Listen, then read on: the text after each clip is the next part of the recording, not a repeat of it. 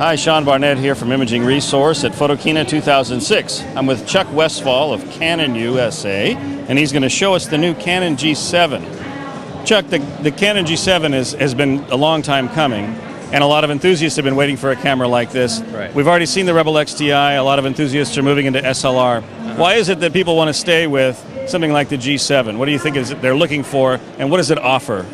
Well, first of all, I think that one of the most important things about a PowerShot camera, any of them, is the fact that they're smaller and more compact than an SLR.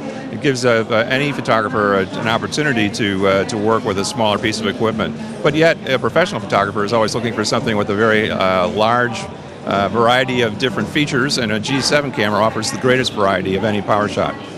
So one of the things that I could point out right away is the fact that the G7 uses our entire system of EOS speed lights for more professional lighting effects, including our wireless flash system.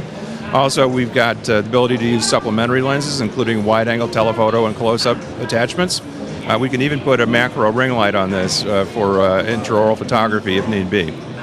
But basically, when you talk about new technology on a G7, the most important new thing about it is the Digic 3 processor. This is to help improve the image quality by reducing noise, but it also speeds up the camera operation. The startup time is less than half of what it was in a G6 at 1.4 seconds. And from shot to shot, you're only at 1.8 compared to 2.2. So it's definitely a faster, more responsive camera.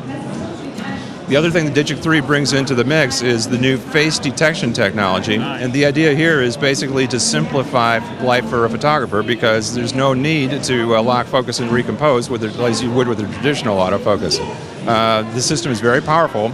It can track up to 9 faces simultaneously, and it not only adjusts focus, but also adjusts exposure for the optimum picture, including fill flash when necessary.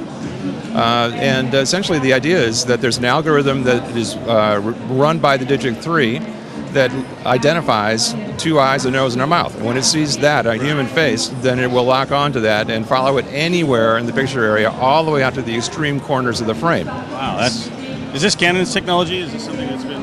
Actually, this is our own. We introduced it in concept form last September at our Global Expo in New York. Yes. So this is something we've been working on, but within 9 months now we have an actual product working. Actually, a total of 4 cameras with this technology. Now this camera is a lot slimmer than the standard G7 or G6 before it.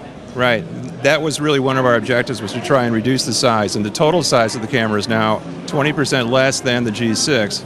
We have a totally flat camera. The lens retracts all the way into the camera body. There's a built-in lens cap. These are all improvements. And the smaller size of the camera makes it possible for the first time in the G series to offer an optional underwater housing. And that really, again, extends the versatility of the camera quite a bit.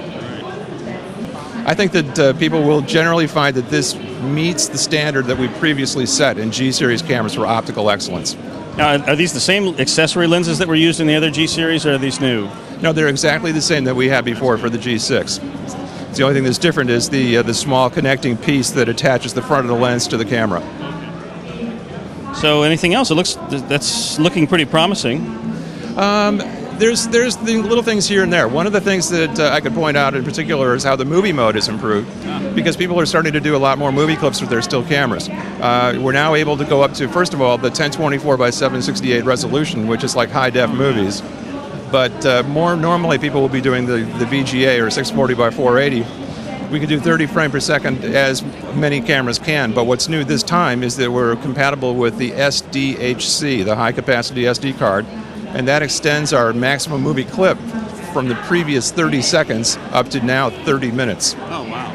So it's a much, much more practical way of being able to shoot movies with a small camera.